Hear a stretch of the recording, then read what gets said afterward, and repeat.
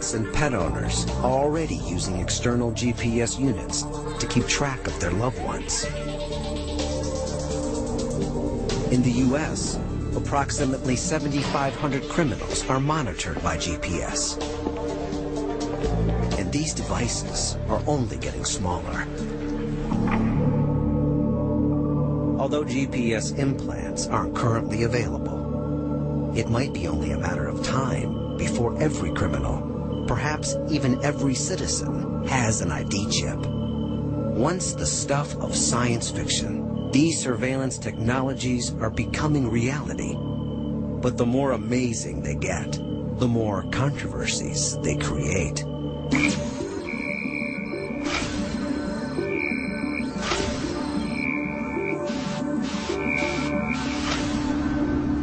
In the name of security, societies around the world are struggling to redraw the line between surveillance and privacy. The bill before me will help law enforcement to identify, to dismantle, to disrupt, and to punish terrorists before they strike. Just months after the 9/11 attacks, President Bush secretly ordered the government to listen in on some Americans' phone calls without getting warrants. Technically, snooping on communications is not difficult. Almost every phone call, fax, and email passes through a network of towers and satellites. This digital data can be intercepted with listening dishes or by using spy satellites. The U.S. alone has more than 30,000 eavesdroppers scattered around the world, working with at least 100 spy satellites. Every 3 minutes, they collect enough information to fill the Library of Congress.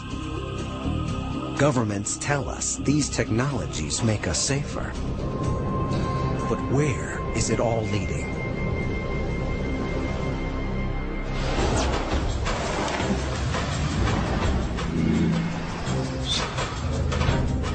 More than ever, authorities say we need surveillance in a dangerous and wired world.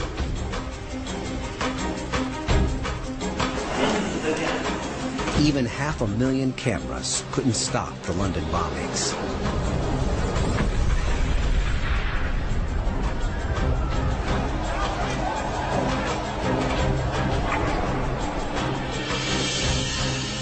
New technologies like ID implants, iris scans, and facial recognition have the power to reveal anyone who has committed a crime or crossed a border illegally. But they also have the power to invade our privacy. There may be nowhere to hide. In the future world,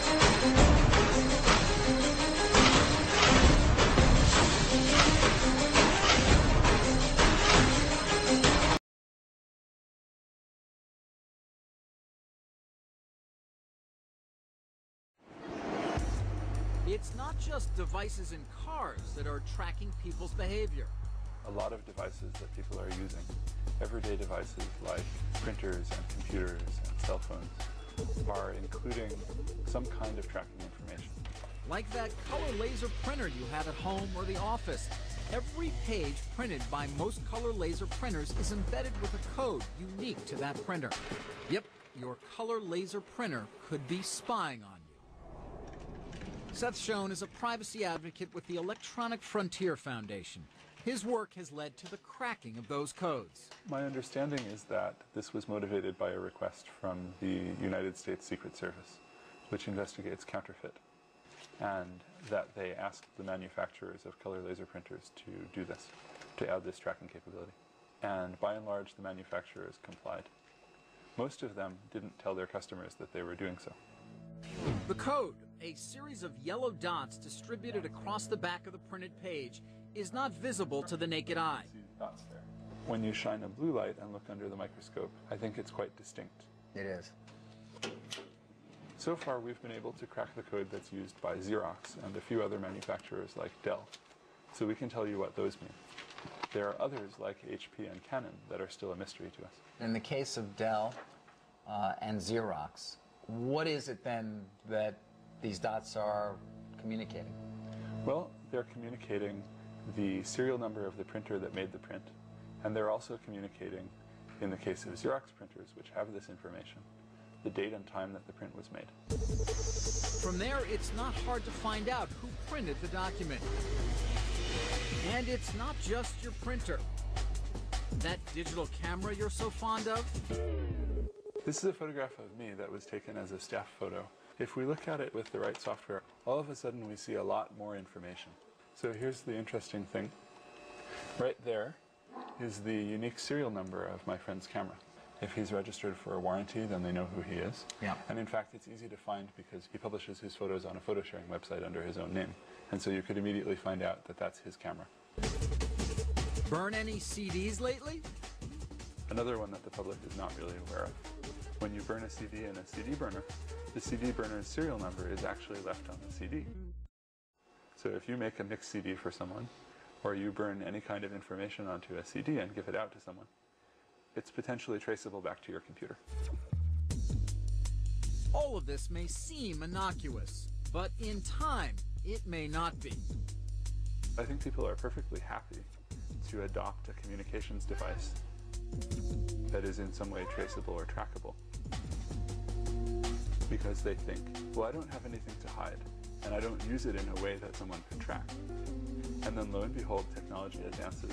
They sign up for all kinds of services, and they're using that technology in a way in which things are exposed and things are trackable that they hadn't anticipated.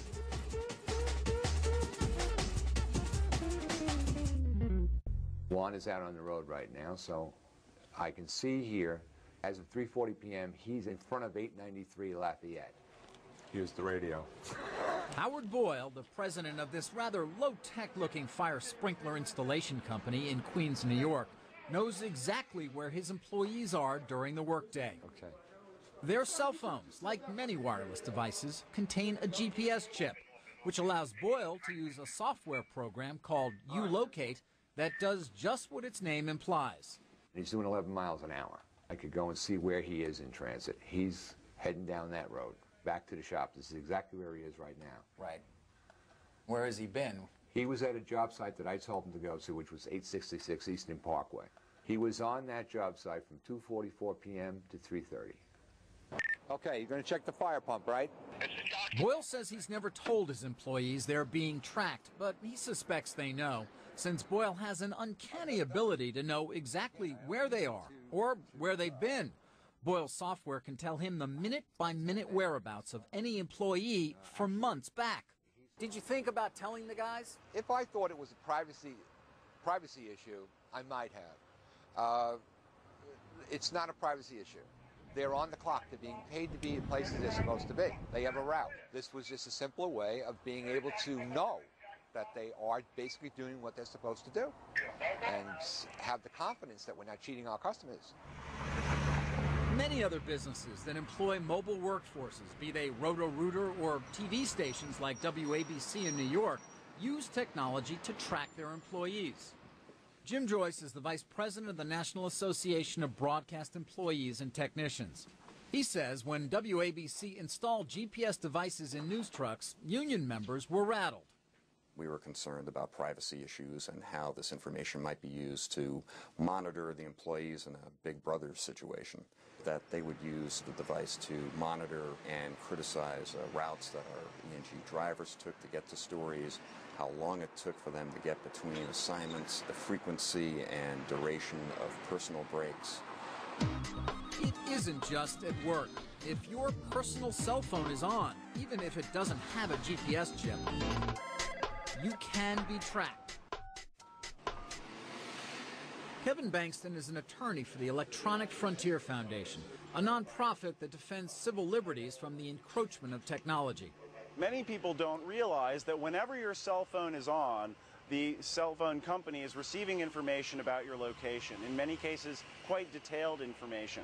Not only can they track you in real time using this information, they are also storing all of that information about where you have been when your cell phone is turned on, information that the government or even private litigants could get at. You can, of course, turn your cell phone off, or even choose not to have one.